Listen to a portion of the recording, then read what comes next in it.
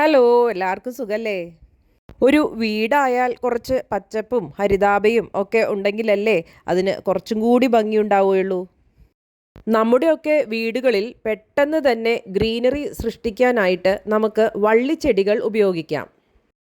ചിലതരം ക്ലൈംബേഴ്സും ക്രീപ്പേഴ്സും ഇതുപോലെ നിലത്ത് നട്ടുകൊടുത്താൽ നമുക്ക് ഓടിൻ്റെ മുകളിലേക്കും അതുപോലെ ടെറസിലേക്കും ഒക്കെ പടർത്തിവിടാം. എന്നാൽ ഫിലോഡെൻഡ്രോൺ പോലെയുള്ള വെറൈറ്റീസ് നമുക്ക് ചട്ടിയിൽ നട്ടിട്ട് ഒന്നോ മതിലിലേക്കോ ചുമരിലേക്കോ അല്ലെങ്കിൽ ഇതുപോലെ തൂണുകളിലേക്കോ ഒക്കെ നമുക്ക് പടർത്തിവിടാം. ചട്ടിയിൽ തന്നെ ഒരു സപ്പോർട്ട് സ്റ്റിക്ക് കൊടുത്തിട്ട് അതിലേക്ക് നമുക്ക് കെട്ടി വളർത്താം. ഇതുപോലെയുള്ള സപ്പോർട്ടുകൾ വീട്ടിൽ തന്നെ ഉണ്ടാക്കിയെടുക്കാം. കേടുവന്ന ഒരു ട്യൂബ് ലൈറ്റ് എടുത്ത് ഇതുപോലെ ചകിരി വെച്ച് കെട്ടിയാൽ മതി. മണി പ്ലാന്റ് അഥവാ പോത്തോസിൻ്റെ ഡിഫറെൻറ്റ് വെറൈറ്റീസ് നമുക്ക് ഇതുപോലെ സ്റ്റാൻഡിലോ അല്ലെങ്കിൽ തൂണുകളിലോ പടർന്നു കയറുന്ന പോലെ നമുക്ക് വളർത്താം. വലിയ കെയർ ഒന്നും തന്നെ ആവശ്യമില്ലാത്ത ഒരു ചെടിയാണ് മണി പ്ലാന്റ്. കുറച്ച് റഫായിട്ടുള്ള സർഫസുകളാണെങ്കിൽ പെട്ടെന്ന് തന്നെ ഇത് തന്നെ പിടിച്ച് കയറിക്കോളും. വലിയ ഇലകളുള്ള ടൈപ്പ് വെറൈറ്റി മണി പ്ലാന്റുകളെല്ലാം കാണാൻ നല്ല ഭംഗിയാണ്. ഇത് ഇപ്പോൾ ട്രെൻഡിങ് ആയിട്ടുള്ള നമ്മുടെ കാറ്റ്സ് ക്ലോ ക്രീപ്പറാണ്. അതിനെ ഒരു കയറ് കെട്ടി മുകളിൽ ഈ ഓടിൻ്റെ പുറത്തേക്ക് പടർത്താനാണ് തീരുമാനം. ഒരു സൈഡിലായിട്ട് പാഷൻ ഫ്രൂട്ടിൻ്റെ വള്ളികളും പടരുന്നുണ്ട്. ഇതിന് ഒരു പ്രോപ്പർ പന്തലൊക്കെ ഇട്ട് കൊടുത്താൽ നല്ലോണം കായ പിടിക്കും. ഇത് വെറ്റില ചെടിയുടെ വള്ളികളാണ്. ഈ ഒരു ഭാഗത്ത് സ്റ്റോൺ ഫിനിഷിംഗ് ഉള്ള ഒരു ടൈൽസിൻ്റെ ക്ലാഡിംഗ് ആണ് കൊടുത്തിട്ടുള്ളത്. റഫ് സർഫസ് ആയത് കാരണം അതിൽ തന്നെ പിടിച്ച് കയറുന്നുണ്ട്. കാർ ഷെഡിലേക്കും നമ്മൾ വള്ളിച്ചെടികൾ പടർത്തുകയാണെങ്കിൽ അവിടെ തണൽ കിട്ടും. ഇതുപോലെ മുള കൊണ്ടുണ്ടാക്കിയ ട്രെല്ലിസ് നമുക്ക് നഴ്സറികളിൽ വാങ്ങിക്കാൻ കിട്ടും. ഒരേ സൈസിലുള്ള അലകിൻ്റെ കഷ്ണങ്ങളോ അല്ലെങ്കിൽ മരക്കഷ്ണങ്ങളോ എല്ലാം ഉപയോഗിച്ച് നമുക്ക് വീട്ടിലും ഇത് കെട്ടി ഉണ്ടാക്കാം. മാൻഡവില്ല, റംഗൂൺ ക്രീപ്പർ അല്ലെങ്കിൽ ബ്ലീഡിംഗ് ഹാർട്ട് പോലെയുള്ള ക്ലൈംബേഴ്സിനെയൊക്കെ നമുക്ക് ഇതിൽ ഈസി ആയിട്ട് പടർത്തി വളർത്താം. ചുമരിൽ ചെറിയ ആണികൾ അടിച്ച ശേഷം ഇത് ഒരു കയറ് കൊണ്ടോ അല്ലെങ്കിൽ ഒരു കമ്പി കൊണ്ടോ നമുക്ക് ചുമരിനോട് ചേർത്ത് കെട്ടി തൂക്കിയിടാം. ഇനി ചുമരിൽ ആണി തറയ്ക്കണ്ട എന്നുണ്ടെങ്കിൽ ഇതുപോലെ വലിയ പോട്ടിൽ നമുക്ക് സ്റ്റാൻഡായി പിടിപ്പിക്കാം. പാവലോ പടവലോ പോലെയുള്ള പച്ചക്കറി വള്ളികളാണ് നടുന്നത് എങ്കിൽ ഇതുപോലെ പന്തലൊക്കെ ഇട്ട് വളർത്താം.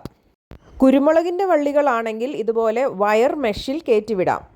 കുരുമുളക് മാത്രമല്ല കേട്ടോ, ഇത് സൈപ്രസ് വൈനിൻ്റെ സീഡുകളാണ്. സൈപ്രസ് വൈൻ അഥവാ സ്റ്റാർ ഗ്ലോറി അല്ലെങ്കിൽ കർദിനാൽ ക്രീപ്പർ എന്നറിയപ്പെടുന്ന ആകാശമുല്ലയെ നമുക്ക് എങ്ങനെ ഒരു മെഷ് ഉണ്ടാക്കി അതിൽ പടർത്തി കയറ്റാമെന്ന് കാണിച്ചു തരാം. ചെറിയ സീഡ്ലിംഗ് പോട്ട്സിൽ മണ്ണും ചകിരിച്ചോറും മിക്സ് ചെയ്ത് വിത്തുകൾ പാകി നമുക്ക് മുളപ്പിക്കാം. സീഡ്ലിങ്സിന് ട്രൂ ലീവ്സ് വന്നതിന് ശേഷം മാറ്റി നടാം. ഹാർഡ്വെയർ ഷോപ്പുകളിൽ നിന്നോ അല്ലെങ്കിൽ ഫെൻസിങ് ഒക്കെ ചെയ്യുന്ന ഷോപ്പുകളിൽ നിന്നോ ഇതുപോലെയുള്ള വയറിൻ്റെ, അതായത് മെറ്റൽ വയറോ ഇതിൽ പ്ലാസ്റ്റിക് കോട്ടിങ്ങോട് കൂടിയതും കാണാറുണ്ട്. ഇങ്ങനെയുള്ള ഒരു വയറിൻ്റെ മെഷിൻ്റെ നെറ്റ് നമുക്ക് വാങ്ങിക്കാൻ കിട്ടും. അത് നമ്മുടെ ചട്ടിയുടെ ഒരു സർക്കംഫറൻസ്, അതായത് ചുറ്റളവിനനുസരിച്ച് നമുക്ക് കട്ട് ചെയ്ത് വാങ്ങിക്കാം. ഒരു സിലിണ്ടർ രൂപത്തിലാക്കി അതിൻ്റെ എൻഡുകൾ ഒരു കമ്പി കൊണ്ട് ചുറ്റിക്കെട്ടി വെക്കണം. വർക്ക് ചെയ്യാത്ത ഒരു പഴയ ട്യൂബ് ലൈറ്റ് ഉണ്ടായിരുന്നു. അതിൽ ഞാൻ പണ്ട് ചകിരിയൊക്കെ വെച്ച് കെട്ടി ഇതുപോലെ ഒരു സ്റ്റാൻഡിങ് സപ്പോർട്ട് സ്റ്റിക്ക് ഉണ്ടാക്കിയിട്ടുണ്ടായിരുന്നു. ഇത് ഇങ്ങനെ കാണാനൊരു ലുക്കില്ലെന്നേ ഉള്ളൂ. നീറ്റ് ലുക്ക് കൊടുക്കാനായിട്ട് ഒരു ചണച്ചാക്കിൻ്റെ കവറിങ് കൊടുത്തു കഴിഞ്ഞാൽ ഭംഗിയായിരിക്കും. ഈ സിലിണ്ട്രിക്കൽ മെഷ് നമുക്ക് ഇതിൽ വെച്ച് നോക്കിയിട്ട് കറക്റ്റ് സൈസാണോ എന്ന് ഉറപ്പ് വരുത്തണം. ഏതൊരു ചട്ടി നമ്മൾ പുതിയതായിട്ട് നിറയ്ക്കുമ്പോഴും ആദ്യം തന്നെ കുറച്ച് ഓടിൻ്റെ കഷ്ണമോ അല്ലെങ്കിൽ ഇഷ്ടികയുടെ കഷ്ണമോ ഒക്കെ താഴെ ഇട്ട് കൊടുത്താൽ ആ ഡ്രെയിനേജ് ഹോൾസ് അടയാതെ നമുക്ക് സൂക്ഷിക്കാം. അതിനുശേഷം ഞാൻ ഒരു ലെയർ കരിയില ഇട്ടതിന് ശേഷമാണ് മണ്ണും ചാണകപ്പൊടിയോ അല്ലെങ്കിൽ കമ്പോസ്റ്റോ മിക്സ് ചെയ്തത് നിറയ്ക്കാറുള്ളത്. അപ്പോൾ ഈ സപ്പോർട്ട് സ്റ്റിക്ക് നടുവിൽ സ്ഥാപിച്ച ശേഷം മണ്ണിട്ട് നിറച്ച് അതിനെ ഫിക്സ് ചെയ്യാം. ഇനി നമുക്ക് പതുക്കെ ഓരോ തൈകളായിട്ട് ഈ ചട്ടിയുടെ ചുറ്റുമായി നട്ടുകൊടുക്കണം. തൈകളെല്ലാം വളർന്ന് വള്ളി വീശി ഈ നടുവിലെ സപ്പോർട്ടിലേക്ക് പിടിച്ച് കയറിക്കഴിഞ്ഞാൽ ഈ ചകിരി ഒന്നും കാണാത്ത രീതിയിൽ കവറായിക്കോളും. അതുകൊണ്ട് തന്നെ ഞാൻ ഈ ചണച്ചാക്ക് ഉപയോഗിച്ച് ഇതിനെ കവർ ചെയ്തിട്ടില്ല.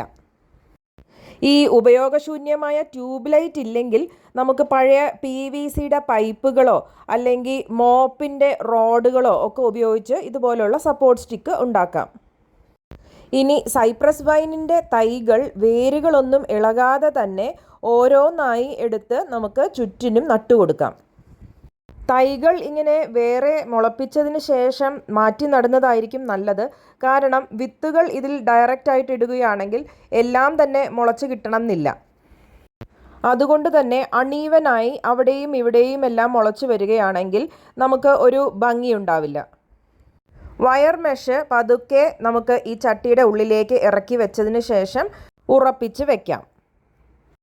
ഇത് കുറച്ചും കൂടി സ്റ്റേബിളായി നിൽക്കണം എന്നുണ്ടെങ്കിൽ നമുക്ക് ഈ ചട്ടിയുടെ വക്കിൻ്റെ ചുറ്റുമായി കെട്ടുകമ്പി ഒരു 3-4 വരി ചുറ്റി വെച്ചതിന് ശേഷം ഈ വയർ മെഷിനെ നമുക്ക് 3-4 ഭാഗത്തായി വലിച്ചു കെട്ടി വെക്കാം.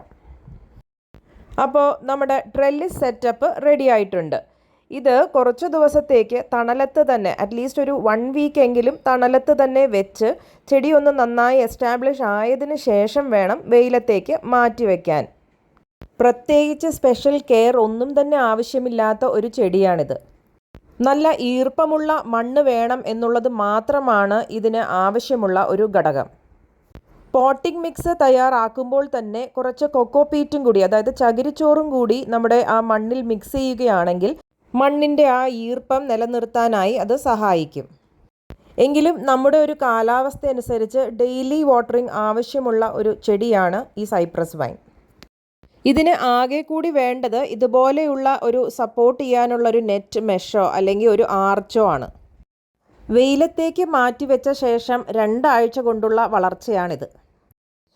ഈ സൈപ്രസ് വൈൻ പണ്ട് കാലങ്ങളിൽ ഗ്രാമപ്രദേശങ്ങളിലൊക്കെ വേലികളിലെല്ലാം പടർന്ന് കണ്ടിരുന്ന ഒരു കോമൺ ആയിട്ടുള്ളൊരു ചെടിയായിരുന്നു. ഇതിനെ ആകാശമുല്ല എന്നും നക്ഷത്രമുല്ല എന്നും വേലിച്ചെമ്പരത്തി എന്നുമൊക്കെ പേരുകളുണ്ട്. തമിഴിൽ ഇതിനെ മയിൽ മാണിക്യം എന്നും പിന്നെ ഇന്ത്യയിൽ പല ഭാഗത്തും കാമലത എന്നും ഒക്കെ പറയപ്പെടുന്ന ഒരു ചെടിയാണ്.